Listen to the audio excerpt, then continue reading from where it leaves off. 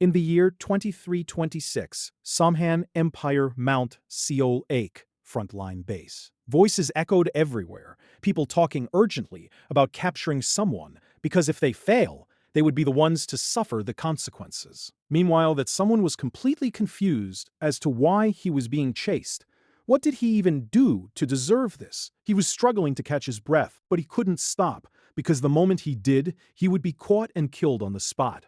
Because of his fatigue, little by little, the people chasing Kim Tae-ju were getting closer. But destiny had not abandoned him yet. Finally, after running for so long, he saw a faint light ahead. As soon as he broke out of the thick trees, he started coughing up blood due to his heart condition. Unable to endure the pain, and with nowhere left to run, he dropped to his knees, and the people chasing him finally caught up to his location. They already knew that Kim Tae-ju's condition would worsen after being chased for a long time, eventually triggering his seizures. After all, they were fully aware of his condition, what they called a mana reject, and leading this group was Jang In-dong, a low-ranking beginner awakener. Now that Kim Tae-ju had reached a cliff with nowhere left to escape, the chase finally came to a stop, with nowhere left to go. Kim Tae-ju demanded answers from In-dong, asking why they were doing this to him. In-dong only mocked him, saying that it was such a simple reason. Yet he didn't even realize that, as a reject, he should have died like the trash he was long ago. As he pointed his sword at Tae-ju, In-dong blamed him for surviving until the age of 29, saying that it had gotten on her nerves. Tae-ju was confused and asked who this her was that In-dong was talking about. His hands began to tremble as he started to realize who this woman might be.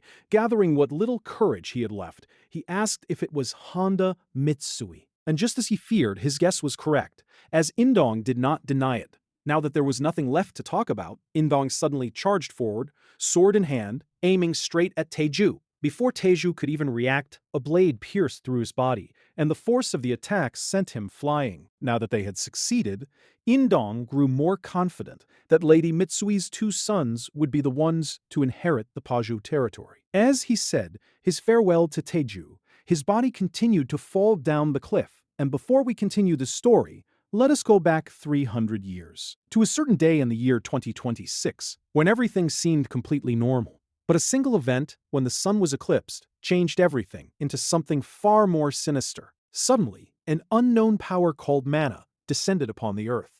As a result, 90% of humanity was annihilated, a catastrophic loss unlike any other disaster in history. It disrupted the climate, caused cities to crumble, and just like that, civilization collapsed. After that phenomenon, 300 years passed, and by the year 2326, the survivors had adapted to mana and rebuilt civilization. However, with the emergence of magical beasts and poisonous plants mutated by mana, a new war began. As the war dragged on, a caste system based on mana aptitude was established. Taeji's father was a top-tier awakened, a master and brigadier general, Kim Wongbang. Despite being the eldest son, Taeju was nowhere near his father's level. He suffered from a condition called mana reject, slowly dying from mana poisoning. Going back to the story, a laugh echoed across a parallel world, the voice saying that he had struggled his whole life to become immortal, yet no matter how he looked at it, this was not the heavens he had expected. As he observed the buildings of his clan, they were mixed with bizarre structures, making him wonder what those things were, and where exactly he was. A smile formed on his face as he noticed a man lying on the ground. He asked him if he had any idea what this place was. The man he was asking was none other than Kim Tae-ju, lying on the ground while barely clinging to his life. As he slowly opened his weary eyes, he wondered how he could still be alive after falling from such a great height. Seeing that Tae-ju wasn't answering, the man began walking toward him. Using an unknown power, he lifted Tae-ju up, forcing him to stand and reveal his face. As the two faced each other, something unusual happened. The old man's name was Tang, the patriarch of the Sichuan Tang clan, the pinnacle of poison and hidden weapons. When his world, the Jianghu, was swallowed by the demonic cult, he did not simply stand by. With a single handful of poison, he melted the so-called heavenly demon, the leader of the demonic cult. He became the absolute master of Murim. And the reason Tae-ju knew all this was because the two of them shared the same soul. This fateful encounter happened while Gunnak was staying at his residence. In his twilight years, he was focused on cultivation, seeking ascension, floating in the air with his legs crossed. The moment he opened his eyes, their souls became connected as one. As soon as they recognized each other, their memories began to flow into one another. Taeju couldn't believe what was happening, asking Tang if he was truly him. As their memories intertwined, Tang couldn't hide his fascination. The young man before him was his counterpart from another world, sharing the same soul. Despite his overwhelming strength in the Jianghu, Taeju was weak and burdened with a condition known as mana reject. Even though they possessed the same potential, Tae was despised by others. Even the people he called family had rejected him because of his condition. Now, Gunnak finally understood. The place they were in was their mindscape all along. He is him, and Taeju is Gunnak. With the help of Gunnak's experience and knowledge in the Jianghu, he was confident that if Taeju began cultivating using his methods, he too could become the supreme master of the world he lived in. As Taeju opened his eyes within the mindscape, an immediate change occurred. A new power began to flow through him, and he was told to use this power to live however he desired. As the mindscape slowly faded away along with Gunnak, his real body remained lying on the cold, hard ground. The last words Gunnak left him with were a wish for good luck in battle, warning that the future would not be kind to him. After hearing those final words, Taejo regained full consciousness, realizing that what had just happened was not a mere dream. The proof was clear. Gunnak's knowledge still remained within his mind, but what use was it if he simply lay there, waiting for death? Forcing every ounce of strength from his body, he gripped the earth, telling himself that he had to survive. He needed to learn the martial art that made Gunnak the supreme master. The art that grew stronger, the more poison it consumed, the formless primordial poison spirit art. Fortunately for Taeji, poisonous plants were scattered all around him, and after plucking them fresh from the ground, he curled his body and began to chew on the poisonous plants he managed to gather. He ignored the taste because he knew that if he wanted to survive, he had no choice but to eat them. If he could convert the poison he consumed into internal energy and form a poison essence, creating a dantian that harbored poison, then he could sever the fate of a reject by reconstructing his body. And with this newfound strength, he would survive, and he would make them all pay for what they had done, starting with none other than Jang Indong, the one who had merely killed him. Hours had passed since Taeju fell off the cliff, but instead of leaving without confirming his death, Indong and his men went down and began searching for him. They wanted to make sure that Taeju was truly dead before returning, yet after hours of searching, they still hadn't found his body. This made Indong feel uneasy.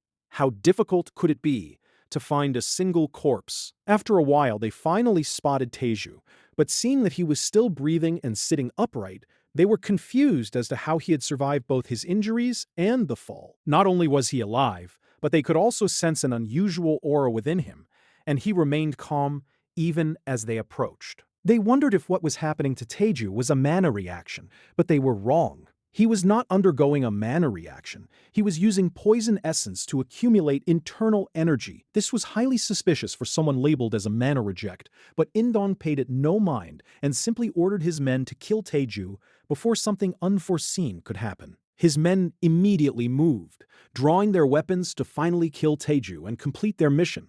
Despite the danger, Taeju kept his eyes closed, but the moment a blade approached him, threatening his life, he finally opened his eyes, now fully prepared for what was coming. Using his newly gained power, he deflected the attack with his bare hand, leaving Indong's men in shock. They couldn't comprehend what they had just witnessed, nor how Taeju had survived. Looking at his hand and newfound strength, Taeju was fascinated. Was this what internal energy felt like? Clenching his fist, he thought to himself that this was enough. With this power, he could finally make them pay for what they had done. Despite nearly dying at their hands earlier, he couldn't help but smile, because now he didn't need to search for them anymore. They had come to him themselves. Indong started laughing.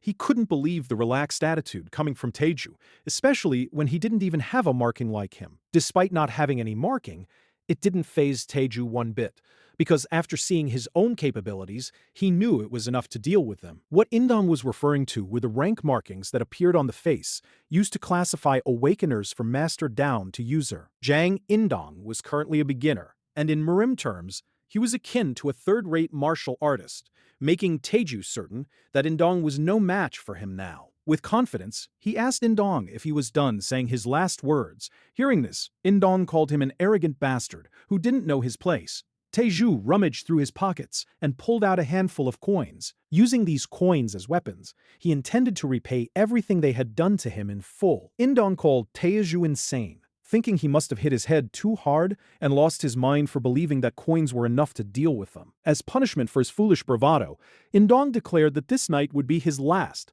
commanding his men to finish what they had started. Meanwhile, even though this was Taiju's first battle using his newfound power, his mind felt strangely calm. He wondered if it was because of Gunak's memories that had merged with his own during that fateful encounter. Even though mana had rejected him, the path of the poison demon still remained within him. Because of this, he now had the confidence that he would survive, as long as he could deal with Indong and his men here and now. Just like in Gunak's memories, Taiju used the flying dagger art, swift strike, and flung all the coins toward Indong's men. With precise accuracy, not only did he hit everyone charging at him, but each coin struck a vital point their heads. They were completely powerless against the attack, their eyes rolling back as they dropped instantly, killed on the spot. But Taiju was far from done. Using the blood seal poison palm, he instantly closed the distance. With his palm poised for attack, he focused on Indong, who stood at the back, leaving him shocked at how everything had unfolded so quickly. Because of how heavy the impact was, Indong's body was sent flying far away from his position. Seeing their platoon leader get taken down so easily, one of the soldiers immediately tried to fight back, grabbing his gun from his holster. He pointed it at Taiju, and with the distance between them so close, he was certain that no matter how fast Taiju was, he wouldn't be able to dodge a bullet at point-blank range. But this was where he was wrong. He pulled the trigger, yet Taiju was no longer there. All the bullet hit was an afterimage. And as Taiju passed by the soldier who fired at him, the man's head separated from his body, calling him a slowpoke, though the man couldn't hear it anymore, as he was already dead. Now that no one else remained, Taiju began walking toward Indong, who was still barely breathing.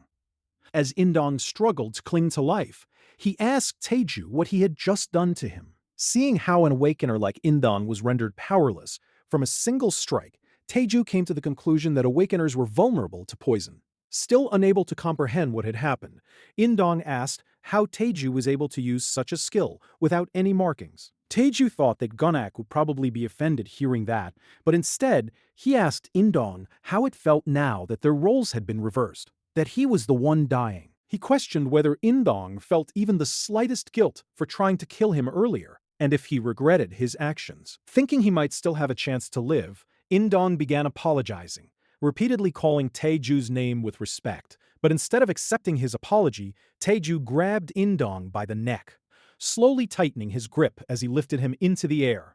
As a last resort, Indong began threatening Taiju, reminding him that there was a powerful figure backing him. But Taiju didn't care, and the moment his stepmother was mentioned, he ended Indong's life with his bare hands. Despite Indong's gruesome death, Taiju's eyes never wavered, as this was only the beginning. He steeled his heart for what lay ahead, especially now that he had begun baring his fangs.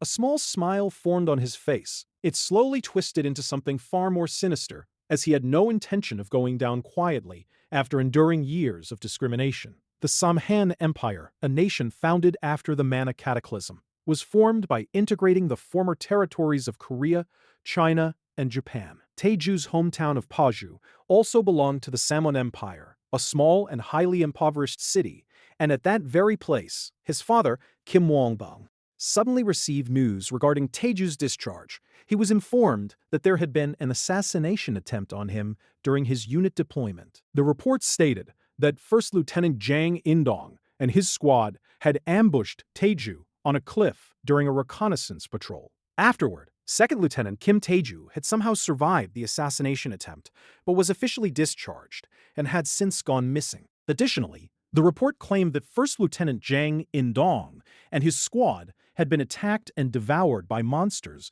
while fleeing the scene. Wongbang wondered why such a thing had happened, but upon further investigation, it seemed the hit had been ordered by Japanese-affiliated officers. The moment Wongbang heard that it was Japanese-affiliated, he immediately had a suspicion of who the mastermind behind this was. He quietly murmured to himself, questioning if this was Mitsui's doing. Honda Mitsue was the daughter of a prominent Japanese family integrated into the Saman Empire, and the mother of Taeju's half-brothers Taepyeong and Taecheon. He believed that Mitsui had attempted to assassinate Taeju in order to pass the Paju territory to her mana-compatible sons, as she had long been waiting for Taeju's death. But seeing that he had survived even at the age of 29, her patience must have run out, leading her to seek external help for the assassination. Wunbang thought that such measures were unnecessary. Since Taeju was already destined to die if she had simply waited a little longer. But this was still a serious matter. However, with Taeju's situation being dire, they still relied heavily on the financial support of his wealthy in-laws. Because of that, he felt he had no choice but to cover up the incident to avoid losing that support.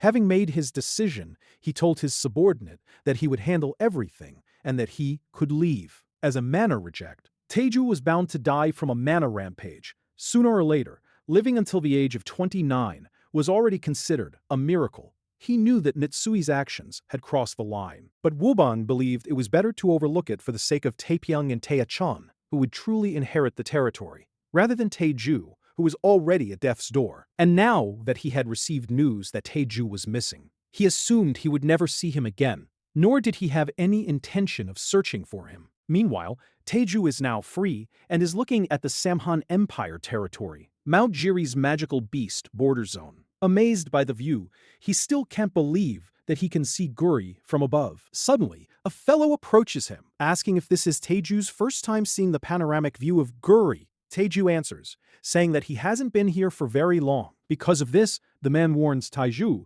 to be wary, as there are many dangerous criminals around, so he needs to stay alert. Advice Taeju is thankful to hear. The man keeps blabbering, but Taeju lets it be, since he knows that the man is a kind person who even offers good advice. Taeju is still not used to the kindness of other people towards him, especially because, not too long ago, there were people who tried to assassinate him in the military. So, in order to raise his chances of survival, he cut all his ties, and after his discharge, he went to find a place to grow stronger, and the place he found was the free city of Gori, and he is now traveling alongside some people toward that place. The reason for choosing this place is because the Empire's public authority here is weak, making it hard for his family to track down his location. Not only that, it is also full of poisonous magical beasts and toxic herbs, making it the perfect place to train his martial arts. Martial arts is still an unfamiliar concept to him. The fortuitous encounter he had right before dying, soul-sharing from the martial world, the absolute poison demon who shared his soul, Tang, and the primordial formless poison spirit art that he received from him. Now that he thinks about it, instead of getting killed, he gained this opportunity because of his unfortunate encounter with Mitsui, which ended up helping him instead. He wants to pay them back for trying to kill him, but he still lacks the strength and money to stand on his own. So for now, he continues to grow stronger while working as a porter on Mount Jiri. While going back to their group, the talkative kind man asks who Taeju thinks is the strongest among them. For him, the strongest is the female swordsman, a pro-awakener whose name is Lee Hanol, considered to be at regular rank. It also amazes Taeju, since the woman looks young. And when compared to Jang Indong, this woman is one level higher than him. After taking a closer look, Taeju notices something wrong with how her mana is acting. Han Yul starts walking wobbly, her face flustered while holding her body as if she is feeling chilly. Then suddenly, her eyes turn white. She falls to the ground, unconscious, while the others are confused about what just happened. But after seeing the insect that came out of Hanol's body, they warn each other not to get bitten by the mutant three-striped mosquito if they don't want to end up like Hanol. Meanwhile, Taejo doesn't panic and simply keeps observing the mosquito as it flies away. One member of their group, with a staff, tells them to move away, saying she will handle it herself. She starts attacking the fleeing mosquito with a large ball of fire.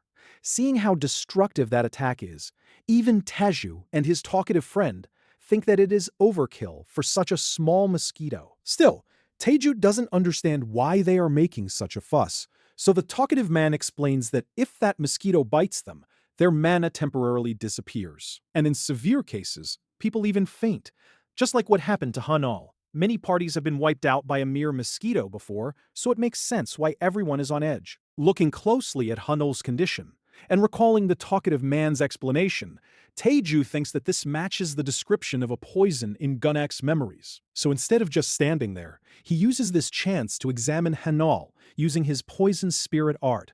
Their hands start shaking from nervousness, since this isn't an area where mosquitoes usually appear. So he informs their team leader that they should retreat, which he agrees to since the strongest among them has also fainted.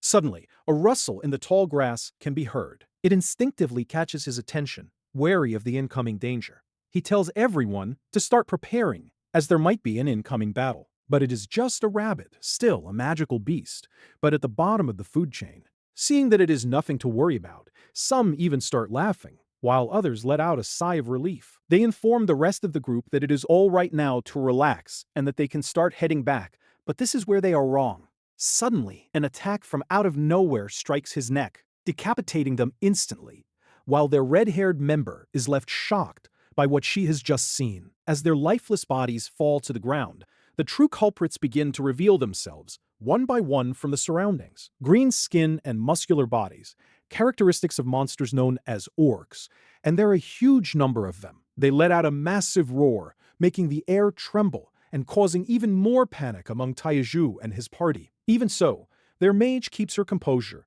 telling the others to take the wounded and fall back while she tries to buy them some time. Even the talkative man starts to go quiet as worry begins to take over. Meanwhile, Taeju insists that he will stay behind instead of following the others who are already running towards safety. He cannot understand what Taeju is planning to do, especially since they are powerless and only serve as porters. But with the number of orcs, Taeju still wants to lend a hand. He carries Hanyul and places her on the back of the talkative man. Still, the man tries to convince Taeju to come with them, saying that whether he stays or not will not change anything. Taeju insists that he will not change his mind. He urges him that there's no time left, that they need to go now, and that he will stay behind to provide what little support he can to their mage. Finally, he lets Taeju go, telling him that he will be right back after getting some help. Meanwhile, Taeju can't help but smile, as he will now be able to do what he wants. Before jumping into action, he keeps thinking that something feels strange. Along with the mosquito, the orc's movements seem somewhat organized. Still, the mage continues doing her best. She manages to reduce the number of orcs, though only by a little. Because of their overwhelming numbers, some orcs slip past her and begin heading toward the porters, which makes her worry. So instead of continuing her attacks at the front, she suddenly halts. She creates a wall of fire surrounding herself and the orcs that might pass her, in order to stop them from reaching the porters. Seeing this, Taejo is impressed by her prowess, but because of that very decision, she leaves herself vulnerable to the orcs attacking from the front, and now her own life is in danger because she chose to protect others. Meanwhile, in the celestial realm, where a floating island can be seen, a pavilion surrounded by sakura blossoms stands, with a man calmly sitting as he enjoys the view. It has been a month since Tang-gun-ak arrived here, something that would not have been possible if he had not met Taeju. Through the new knowledge of a world called Earth that he gained through soul sharing, he achieved the enlightenment he had been searching for over a long time. And now, he has finally reached the ascension he so desperately desired, leaving behind only his clothes in the mortal realm. But instead of feeling joy, he clenches his fist so tightly that the veins begin to bulge, because he did not know that the celestial realm he longed for was meant to be a prison, one that locks away scum like them. The scum he speaks of is none other than another old geezer, riding his sword through the air while laughing maniacally. It is the sword immortal, but they are not the only ones. From sect founders to legendary masters, they are all here in the celestial realm. Seeing how they act like children at play, Gunnak cannot believe that he wasted all those years just to arrive in a place like this. Still, he looks on the brighter side, since that connection from before is what led to this result. Remembering those moments, he cannot help but wonder how Taeju is doing right now. They share the same soul, yet because of their different environments, he became an absolute martial master of the martial world, while Taeju lived the life of the weakest, rejected by everyone. So he hopes that his power can at least bring Taejo some measure of happiness. And, in order to surpass the masters Gunnak saw in Taeju's memories, he must reach the 7th star of the primordial formless poison spirit art. So he hopes Taeju grows stronger quickly. When the right time comes, Gunnak wonders if fate will allow them to meet again, for that day he has already begun searching for new things to teach him. While he is busy looking ahead at the future, something suddenly hits his head. It is the sword immortal, mocking Gunnak for looking down on swordsmanship and relying on petty flying daggers. Unable to endure the mockery, even Gunnak begins chasing after the sword immortal. Going back to Taeju's world, the mage of their group is now in grave danger. Before her head can be severed from her body, Taeju realizes that now is the right time to act. He leaps forward to save her from being killed. Striking the back of her neck, he knocks her unconscious.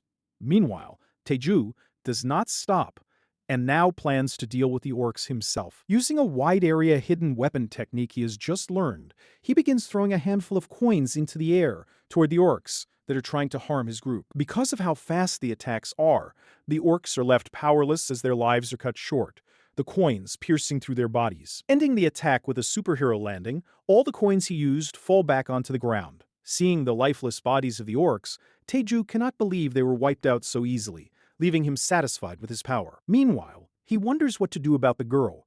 He was in such a rush to save her that he did not mean to knock her out cold. Still, he does not want it, especially since he does not want his strength to be discovered. Even if they were just orcs that mana users could normally handle, it would not make sense for someone like him, a mere porter. So before anyone else arrives, he plans to leave the area to avoid suspicion. Even so, he cannot help but smile.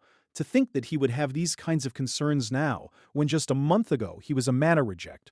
The encounter with Gunnak truly changed his life. Before leaving, he takes out his fanny pack. He begins picking up the coins scattered on the ground that he used for his attack, grumbling about how inconvenient the hidden weapon arts are since he has to collect them one by one afterward. This would not be an issue after reaching the 7th star, but for now, he has no choice.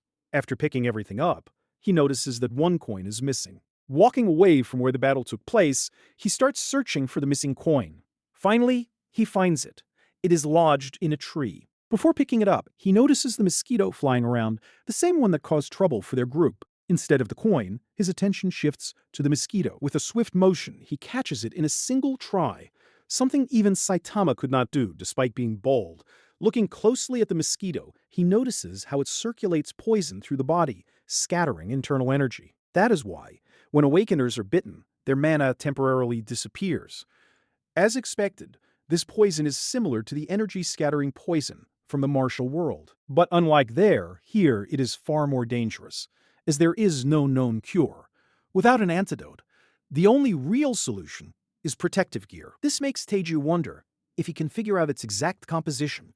He could use Gunnak's knowledge to create a medicine similar to the antidote for energy-scattering poison. To understand it fully, he needs to test the mosquito itself.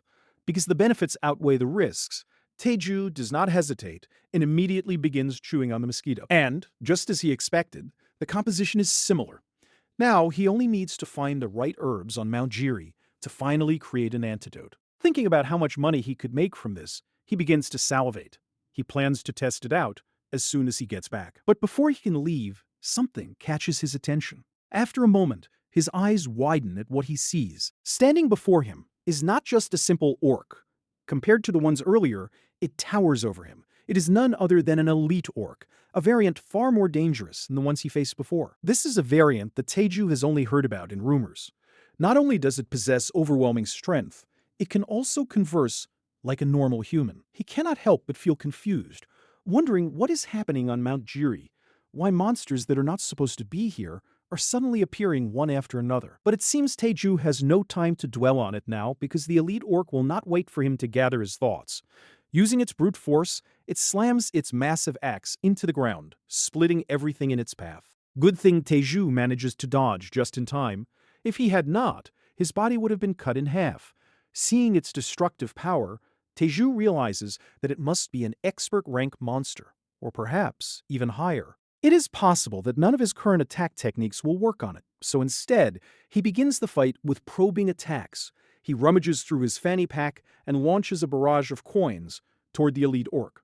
Just like before, this is the same technique he used to deal with the earlier orcs, but unlike before, every single coin shatters upon impact, failing to leave even a scratch on the elite orc. This is within Taeju's expectations.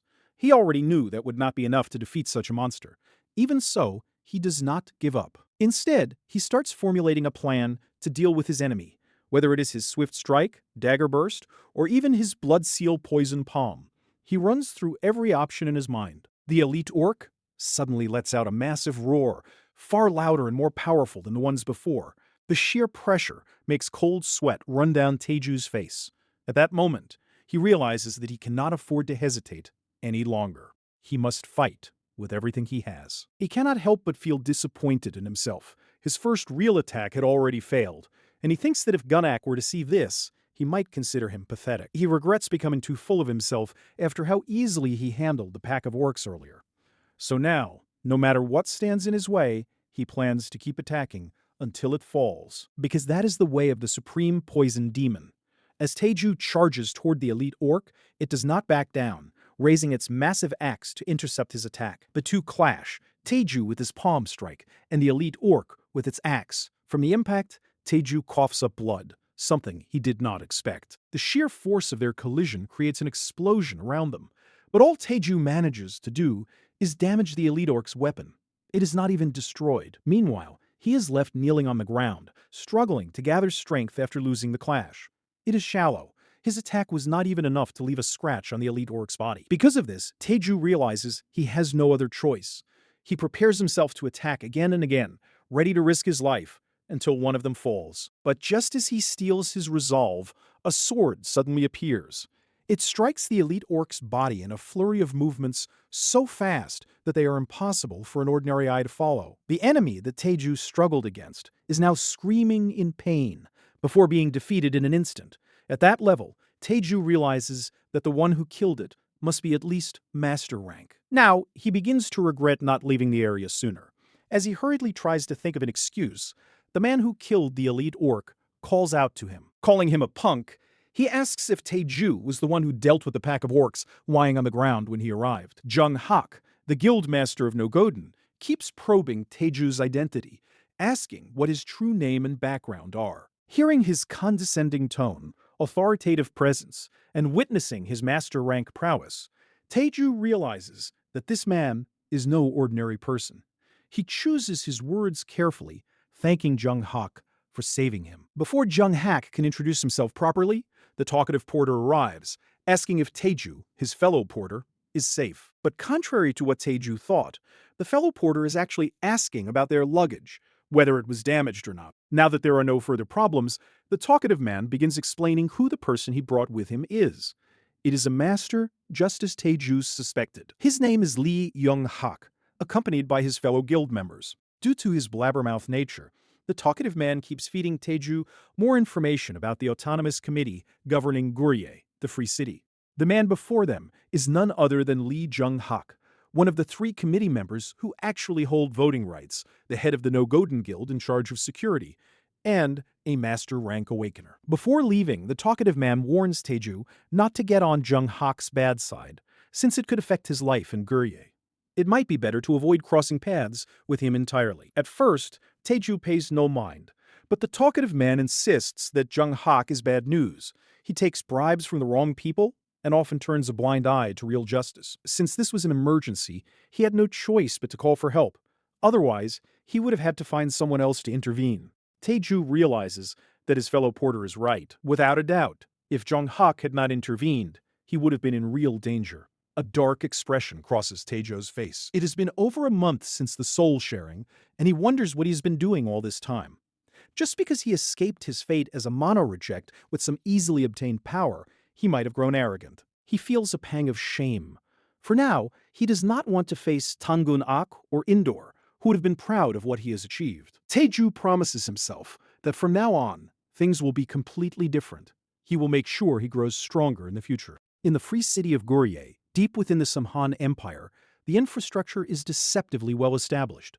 Yet, beneath the surface of its paved roads, the city's heart is missing a vital beat. The most glaring void, as Taeju quickly noticed, is the lack of proper hospitals. Goryeo is a city of shadows and violence. Legitimate doctors rarely venture here, choosing their safety over a paycheck in a war zone. The few medical practitioners who do call Goryeo home are usually disgraced runaways, malpractice fugitives, and outcasts. Naturally, the citizens have learned that a visit to a local doctor is often more dangerous than the illness itself. As a result, a different power rose to fill the vacuum: the drugstores. In this unique ecosystem, Gruyère's pharmacists hold immense authority. They are legally permitted to bypass doctors, issuing their own prescriptions, and selling potent drugs approved by the empire's FDA or the city's autonomous committee. Business is booming. In a city where trust is a rare currency, buying a sealed bottle from a pharmacist makes far more sense than risking a rusty scalpel at an untrustworthy hospital. Observing this, Taeju saw a golden opportunity: the market for a mutant three-striped mosquito antidote.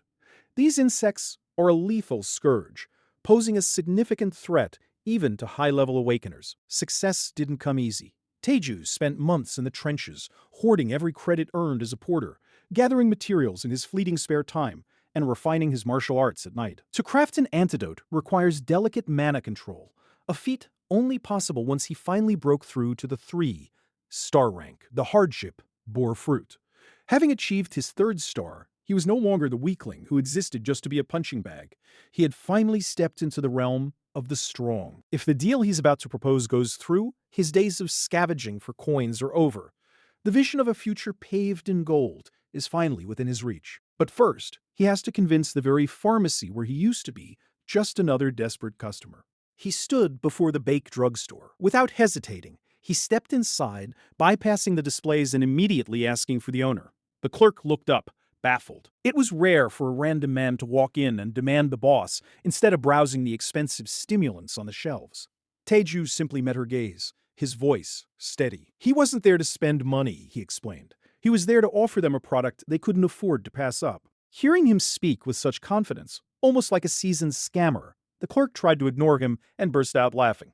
The man restocking the shelves cleared his throat, drawing their attention. He told Taejo that he was the person he was looking for, the owner of the store, Baek Hong Pyo, and also the director of Baek's orphanage. While rummaging through his bag, Taeju introduced himself and explained that he was here to sell a medicine he had personally made. Upon hearing this, Hong Pyo couldn't hide his disappointment, thinking that this young man was just another peddler, one of many who kept coming in trying to sell so-called medicine. He went back to restocking the shelves and told Taeju they weren't interested. Noticing that he looked new to the city, he even suggested that Taeju try the labor market instead, if he wanted to earn money. Still, Taejo didn't back down. He calmly stated that the medicine he was selling was an antidote for the 3-striped mosquito. Before he could dismiss him again, Hong Pyo suddenly stopped what he was doing after hearing exactly what kind of antidote Taeju was offering. He slowly turned around and asked Taeju to repeat himself, wondering if he had misheard. Once again, Taeju clearly stated that the bottle in his hand was an antidote for the 3-striped mosquito. Even so, the old man remained skeptical, questioning whether what this young man was saying was true and if the medicine was even effective. To fully convince them, Taeju added that the antidote could even be taken in advance before entering battle. He explained that its effects could last up to 10 hours after drinking the entire bottle. Hong Pyo began to grow irritated. No matter how Taeju explained it, it sounded impossible. No one had ever succeeded in creating such an antidote. And if he was going to run a scam like this in broad daylight, it should at least be believable. Taeju didn't back down. Instead, he just handed them 2 more bottles and put it on the counter. His confidence was through the roof. He was certain the antidote he had made was effective. He wanted them to test it out, and if they were interested, they could contact him through the number on the card. But he gave them a deadline. They only had until midnight tonight. He said that if he didn't hear from them by that time, he would simply take the antidote to another drugstore instead. The 3 people inside the store were speechless, unsure whether they should believe the young man or what kind of bravado he was showing. One thing was clear to them: this young man must be crazy, just judging by his confidence. One of the customers in the store, Park Jin-soo, a regular awakener, took an interest in the mosquito antidote that Taeju was promoting. He asked Boss Baek if he believed the young man, and whether it could really be a mosquito antidote. For a moment, silence filled the store. What had just happened was undeniably bizarre. Either way, it was difficult for them to judge whether Taeju was telling the truth. To know for sure, they would have to test it themselves. In his mind, Park Jin-soo didn't have high expectations. After all, even the best pharmaceutical companies in the Samhan Empire had failed to create a mosquito antidote. But he couldn't help being bothered by Taeju's overflowing confidence. While he was lost in thought, Park Jin-soo picked up another bottle from the counter. Without much hesitation, he started chugging it. Despite Boss Baek's warnings, especially since it hadn't even been tested for safety. After finishing the entire bottle, he wiped his mouth. He was confused. It tasted like plain water, and there didn't seem to be anything special about it. Even Boss Bake couldn't believe what he had just witnessed. Since Park Jin-soo was a potion junkie and used potions frequently, he would usually feel some medicinal energy, but this mosquito antidote gave him nothing at all. From his experience, it seemed obvious that it was a scam. If it had really been an antidote, Park Jin-soo would have felt some kind of energy. What he had just drunk was nothing more than plain water. After verifying its authenticity, he tossed the bottle aside and suggested to Boss Bake that the rest should go straight into the trash. At first, Boss Bake had hoped it was a real mosquito antidote, but now it was clear the young man was just another scammer, one of the many who came in every day hoping to make a few coins. With his curiosity satisfied, Park Jin-soo pushed his cart to the clerk, counting the medicines he had picked and preparing to pay. He was planning a hunt with his team, but testing that fake antidote had set him back a bit. While Park Jin-soo was paying, Boss Bake started discarding the bottles Taejo had handed over, along with a card containing his contact information. His hopes had been high earlier when he heard it was a mosquito antidote, but after confirming otherwise, he no longer gave it a second thought. That afternoon, at the location where Park Jin-soo and his team had gone, a problem arose. Monsters that weren't part of their target began appearing, like the blade-toothed martens. Now that one of his team members had cleared the rear, they could finally retreat to safety. They could have continued fighting, but one of his members had been bitten by a mosquito and feared she would soon be paralyzed, unable to assist. Park Jin-soo agreed and told them to hold for just a moment. They could retreat after dealing with the monster in front of him. But before they could act, something caught his attention. Suddenly, a swarm of mosquitoes hovered directly toward his face. He froze in terror. If even one bit him here, his mana would scatter, and paralysis would set in. It was already too late. One of the mosquitoes latched on, sucking his blood and injecting poison into his body. Panic surged through him. Collapsing in this situation would mean his entire team would be wiped out instantly, and no one would survive. Little by little, his shield was weakening, and he couldn't help but wonder if he had already been poisoned. He kept thinking about what went wrong. They had known mosquitoes were in the area and had prepared bug-repellent suits. But instead of encountering mutant frogs as expected, they suddenly ran into blade-toothed martens. Because of this, the bug-repellent suits were easily damaged, rendering them useless against the mosquitoes. Not long after, they began getting bitten, and even attempts to retreat were blocked by the martens, cutting off their escape. With no other choice, they had to risk their lives and fight. Only one monster remained. If Park Jin-soo could kill it, everyone in his party could survive. But it looked like he might fail. Suddenly, one of his party members shouted, warning Park Jin-soo, their team leader, to watch out for danger. After suffering several attacks, his shield finally broke down, torn into pieces by the martens' assault. But Park Jin-soo found it strange. Only the shield was destroyed. He hadn't lost any strength, and his mana was still completely intact. A thought formed in his mind, making him wonder what could have caused this anomaly. He remembered that morning when he drank the scammer's antidote, believing it to be real. Before he could get distracted, he reminded himself to focus. He shifted to offense instead of merely defending. Now, all he had to do was defeat the marten in front of him, and they would survive another day. The dark expression on his face transformed into a determined smile. He finally had a fighting chance, and it was all thanks to the antidote he had taken. What he had thought came from a scammer. That night at Bake's drugstore, they were already closing, but suddenly, the front door swung open, ringing the bell. Boss Bake told the customer they were already closed, but froze when he saw the exhausted Park Jin-soo. Despite being tired from hunting all day, Jin-soo hurried to Boss Bake, desperate to buy all the antidote from that morning, willing to pay any price just to get it. The next day, at Gourrier Market, the place was still bustling with people selling all kinds of goods, from frozen monster meat with medicinal effects to armor that protected the body, selling for a high price. Looking around, Taeju was impressed. This was his first time at such a large market, having only ever lived in Paju and Mount Siorak.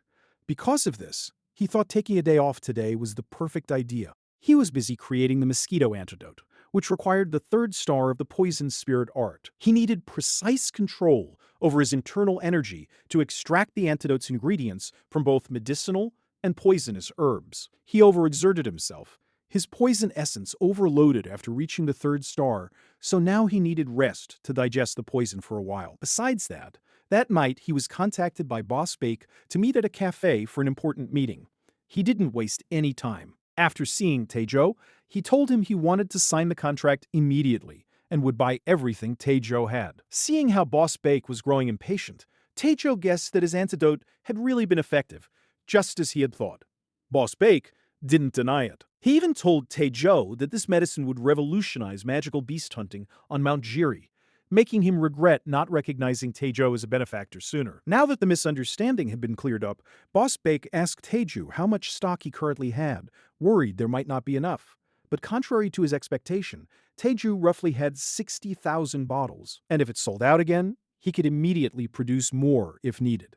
Seeing this, Boss Bake realized there was nothing to worry about. Boss Bake handed over a contract. The production cost would be 10,000 per bottle, sold for 50,000, including the condition that he would handle all drug approvals and patent procedures for Taejo. It cost no more than 100 to produce a single bottle, but since it didn't need to be disclosed, Taejo kept it a secret. He agreed that these were good terms, and all of his 60,000 bottles would be sold for 3 billion. Minus a 10% tax, what Taejo would receive in the end would total 2.7 billion, something he didn't mind, since the tax was lower than expected. But instead of selling it for 50,000, he wanted an exclusive one-year contract and planned to set the price at 35,000 per bottle.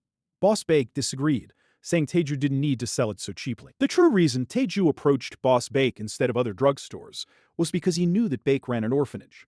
There were even rumors that people were calling Boss Bake the father of all orphans in Goryeo City. So Taejo just wanted to help out a little bit. In exchange, all he asked was if Boss Bake could provide a place where he could manufacture the antidote. Boss Bake's eyes started to water, thinking that Taejo was a kind soul, and about the place he was talking about, he had the perfect spot in mind. Now that everything had been agreed upon, they shook hands to seal the deal. Upon receiving an advance payment, Taejo decided to take the day off and visit the famous Goryeo market to buy some gear. There were all kinds of people and equipment at the market, given how bustling it was. A tanned man, flexing his biceps, called out to Taejo, asking if he was looking for a weapon. Due to the crowd, Taejo asked the man if he was talking to him. He instantly said yes, claiming his shop was the best around and that Taejo didn't need to look anywhere else. He took a liking to Taejo's face, even offering him a special discount. Taejo was immediately weirded out by the bald man and rejected him outright without even seeing what he was selling. But before he could escape, his shoulders were grabbed, making him shudder in fear, a one-of-a-kind fear he had never experienced before. While he was being dragged to the bald man's shop, he realized that the man wasn't an awakener, but he couldn't explain where the overwhelming strength he was feeling came from. Upon arriving, all the weapons the man sold unfolded before Taejo's eyes. Everything seemed incredibly high quality, just like he had claimed earlier. He couldn't believe this was truly the man's capability. He had almost made a regrettable decision because, just like the man claimed, he really was the best. But to be sure, Taejo used his power on his eyes. And just as he suspected, the man wasn't bluffing. Taejo realized he shouldn't judge a book by its cover. He brought out a piece of paper, telling the bald man he needed 100 of these. It was a plan for a weapon called willow leaf flying daggers. Seeing how small they were for throwing knives, the man asked Taejo if he was planning to use them himself. After the confirmation, he thought that the material should be mana steel so that it could deal damage when thrown. Hearing the knowledgeable claims of the blacksmith, Taejo's hope rose, and he asked if he could make them. Without a doubt, the blacksmith said yes, but it would take some time due to a lack of materials. Taejo didn't care and simply asked how much it would cost. All in all, it would come to 250 million, and he only needed to pay a 10% deposit today, alongside a flying kiss, to seal the deal. He expected it to be expensive, but this was too much for a single-use weapon. Either way, he had no choice and decided to pay in full right away. He managed to order the willow leaf flying daggers more easily than he had expected. Now, all he needed to do was find some armor. He wondered if he should get a long martial robe like Unak, and sew pockets into it to carry countless poisons. But after imagining the reactions of the people around him, he felt embarrassed and decided to stick to a modern style. While he was busy thinking about where to get modern armor instead of a long robe, someone with a flyer approached him. It was from a store called Flame Boutique. They had just released a new line of magical beast leather armor, now on display. Instead of a long robe, Taeju thought this coat made with magical beast leather would be better. While Taeju was busy earlier talking to the bald blacksmith, a cadet and her servant had just arrived at Gurye City. They were talking about how difficult it was to get there, and how the people who lived at the castle were big shots from reputable families. Jung Yan-hee, the heir of the Baekdu group and currently a military academy cadet, found it disgusting, those with power hiding away and claiming it was for safety. Hearing her remarks, her servant jokingly called her scary. When she said they came all the way just for a fox leather coat, he instantly denied it, saying it wasn't just any fox coat. It was a Siberian illusion fox leather coat. It was a big deal for her because these foxes had a small population, making hunting them extremely difficult. The leather was rare and had functions that helped regulate temperature, depending on the weather. After hearing this, she changed her mind, realizing the material was truly worth their time. Before she could forget, she brought out a black card, sent by the chairman and told to use freely. It was from Yan-hee's grandfather. Still, she refused to use it, saying she had enough money herself. Once they were done talking, they headed straight to the boutique, as Yan-hee couldn't contain herself any longer. At that time, Taeju was still busy outside roaming when he was handed a flyer. After deciding to take a look, he noticed that there were already customers inside planning to buy the coat he was looking for. But since he was also a customer, the owner didn't ignore him. Meanwhile, Yan-hee's secretary whispered to her boss that it looked like they were not the only ones interested in the coat. She was planning to welcome Taejo and introduce herself, but stopped midway. She recognized Taejo, a porter she had worked with back then, but Taejo didn't seem to remember her face. She explained that about a month ago she had been the mage in the same party when the orcs attacked. After hearing this, Taeju remembered that she was the mage she had accidentally knocked unconscious. He asked her what she was doing here. She simply explained that this was her main job. She had only participated in the subjugation as a side gig when she had the time. Now that she had met Taejo again, she was glad, since she had been looking for him. Hearing this, Taejo turned around, wanting to escape, saying that she didn't need to look for him. He wanted to give her credit for hunting the orcs to avoid drawing attention, so before she could start asking more questions about what happened, Taejo needed to leave. But before he could, she caught his arm, telling him to wait a minute. While stuttering, she mustered her courage and asked Taeju if he was the one who had saved her before. She had been asked by the Nogoden Guild if she had passed out from mana depletion after killing all the orcs, so she figured Taeju must have said something to them under special circumstances. She had just agreed. Still, Taeju denied her claims, telling her that a porter like him couldn't have killed those orcs, and that he had passed out too as an excuse. What Taeju didn't know was that she was genuinely thankful. If not for him that day, they wouldn't have been able to recover their team leader's body. And her lovers. Seeing how sincere she was in expressing her gratitude, Taeju couldn't help but think about how to handle the situation. It was true that he had fought to save a person's life back then, but he had also been selfish, wanting to test his techniques. So he simply told the mage to calm down. But contrary to what he expected, even though he didn't think he deserved the gratitude, the mage was truly happy, calling Taeju her savior. Suddenly, their moment was interrupted by John Yan-hee's secretary, shouting at the mage in anger for making his boss wait. She instantly turned around, apologizing for the delay. She kneeled on the ground and bowed deeply, offering a sincere apology. Unfortunately, she couldn't sell the coat they had just picked out right now. She didn't let it slide. The apology wasn't enough, since they would have wasted their time and effort coming here if they weren't able to get the coat. Still, the mage didn't give up. He tried convincing them that the coat they were trying to buy now had another purpose she needed it for. Seeing how sincere the mage was, truly begging, Jung Yan-hee had a change of mind. She told her secretary that it was enough. No need to waste their breath being angry. The secretary simply reminded her that they needed to go now. Meanwhile, she was dumbfounded. While following after her, she still couldn't fully let go of her anger. They had almost gotten the coat, but her boss said it was fine, since the mage herself had explained she had another use for it. Because of the commotion, Taeju felt uneasy, thinking that the person earlier was an important customer and that he might have caused the mage unnecessary trouble. She insisted that it was okay, and that she should have been the one apologizing to Taeju for the surprise. Now that they were the only ones left, Taeju asked her the sudden reason why she couldn't sell the coat to them. Seeing that Taeju still didn't understand the situation, the mage laughed, calling him dense. Proving her point, he had a confused look on his face, and still didn't know the exact reason. With no other choice, she casually explained that the coat she'd been trying to sell earlier would be given to him. Shocked by this news, he asked what she meant by saying she would give the coat to him. She simply wanted to repay Taeju from before by giving him this silver fox leather coat. Taeju denied her kindness, saying he couldn't accept it. He came clean, admitting that he hadn't saved her with good intentions. It had just happened to be a coincidence. But she didn't care. She just laughed, saying the important thing was that she had still been saved by Taeju from danger. If it really bothered him, she said he should save even more people next time, so that no one would lose their lives in vain, like what had happened to her lover. Taeju couldn't help but feel uneasy about the situation. This was the first time in his life that he had received such sincere gratitude from anyone. He had always been met with criticism and disdain, making him used to that treatment. To be honest, it would be a lie to say that this situation wasn't overwhelming. He really hadn't helped her with good intentions. But this warm feeling he felt right now wasn't bad. It was something that made him smile. So, instead of continuing to deny her kindness, Taejo understood and gracefully accepted her repayment for saving her. After succeeding in convincing Taeju, they now went to get his measurements for the coat. Meanwhile, in the celestial realm, the sword immortal was casually floating in the air while riding his sword. Chewing on a plant stem, he complained that he was starting to get bored. There was nothing to do in this damn realm. Everywhere he looked, it was just floating islands.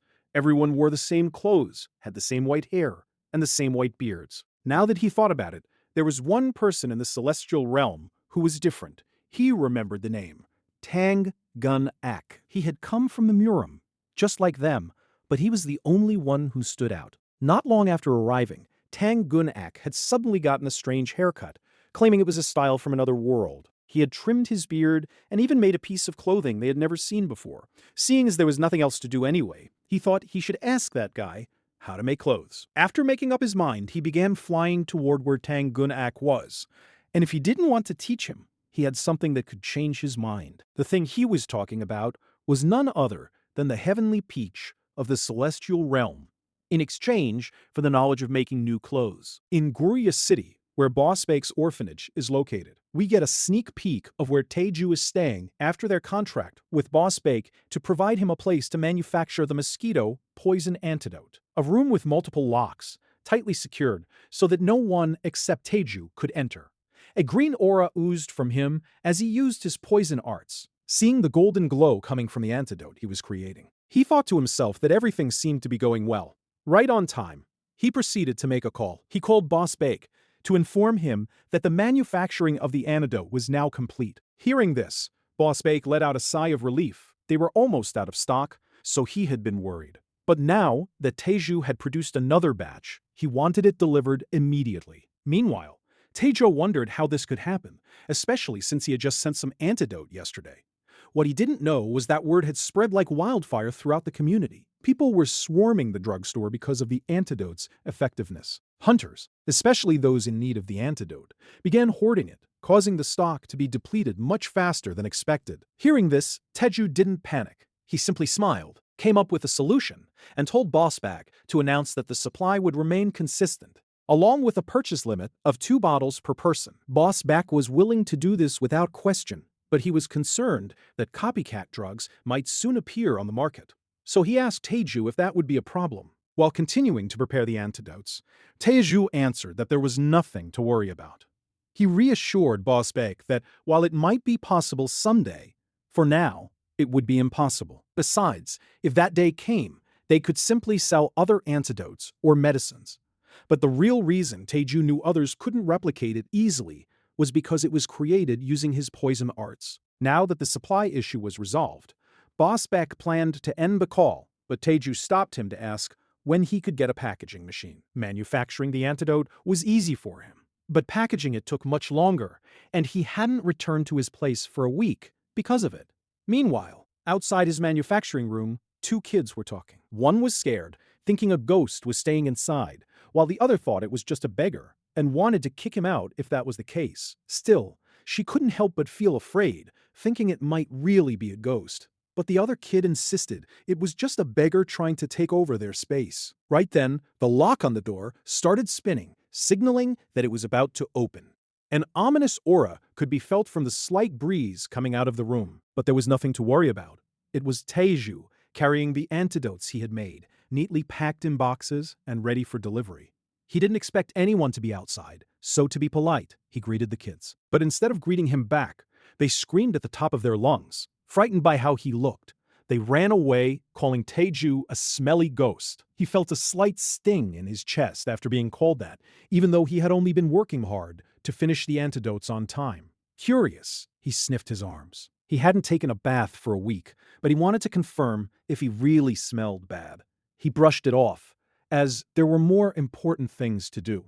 He planned to take a bath first, but his former boss as a porter asked him for a favor to replace a porter who hadn't shown up. Before he could act, someone called his name, catching his attention. She said she had heard from her father that Taeju was working on the antidote business with him. Seeing the woman for the first time, Taeju asked who she was. She introduced herself as Baek Seo-yeon, from Baek's orphanage. Her curiosity was piqued after hearing the kids talk about a ghost in the basement, so she came to check if it was true. It was also perfect timing, since she had been asked to deliver a box to Taeju. Seeing the sender's name, it was from the bald blacksmith. Taeju smiled, thinking the timing was perfect, and thanked Seo-yeon. She didn't expect a compliment just for delivering a package, so her face turned red.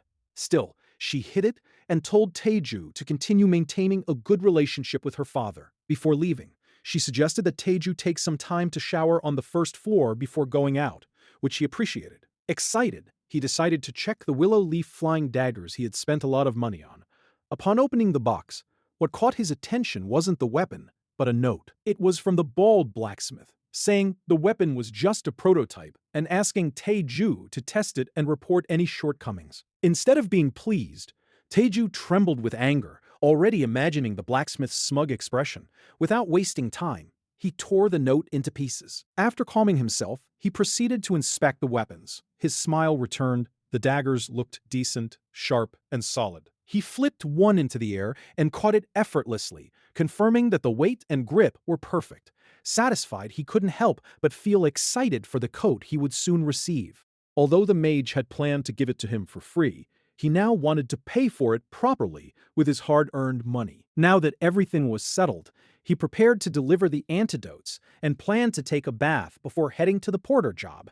After a while, at the Mount Synthus, Jiri Magical Beast border zone, Taeju finally arrived, where his party had been waiting patiently. Seeing Taeju, Boss O, the talkative porter, happily welcomed him back. Even though Taeju was almost late, he was still grateful that he accepted the sudden request. This favor was nothing to Taeju, since Boss O had helped him a lot when he was just starting out. Suddenly, one of the party members called out to Taeju, calling him a lowly porter and demanding an apology for being late. It was Wonjun, a beginner awakener.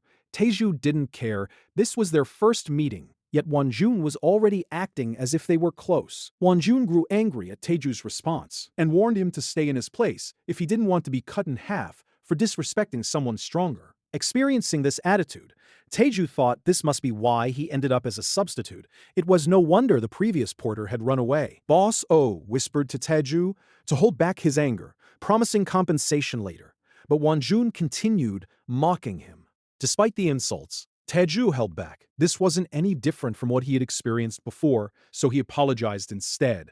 Other party members stepped in, telling Wonjun to let it go. He finally turned away, though he continued making snide remarks. With everyone present, they began preparing to head out. Taeju was confused. There were only 7 people for a raid, even though Boss O had said it usually required at least 15. Naturally, he asked the party leader if they were really proceeding with such a small group. Once again, Wonjun became furious, his ego bruised by a porter questioning him. He couldn't believe someone destined to die would dare speak back. Hearing this, Taeju grew more suspicious. Why would a party leader say something like that so casually? Unable to control his anger, Wonjun pointed his sword at Taeju, ready to kill him on the spot. Before things escalated, the team leader, Dongseok, intervened, stopping Wonjun. He told him not to kill their porter. They still needed someone to carry their luggage.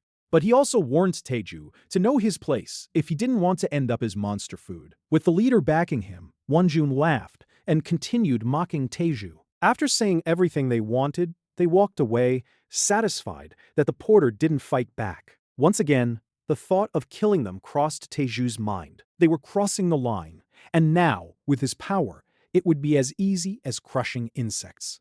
But he pushed the thought aside, especially after Boss O apologized on their behalf. Boss O explained that their hunting ground was near Blade Tooth Martins, and that raids now required fewer people because of the mosquito antidote. There was no longer a need for bug-proof suits. Even so, Teju couldn't shake off his unease. Still, with two beginner awakeners in the group, Baso reassured him that there shouldn't be any problems. Teju accepted this explanation, especially after realizing how much his antidote was helping people. He recalled the words of the red-haired mage, her wish for him to save more people. As he drank the antidote, he thought that perhaps her wish was already coming true, as fewer people were dying from mosquito venom. Not only that, this power had begun to change him. After meeting these people, he noticed he had lost control of his killing intent twice, and the reason was likely Tang, the supreme poison demon from whom he inherited this power. His venomous heart, the tendency to kill those he disliked rather than let things go, was now merging with Teju's own.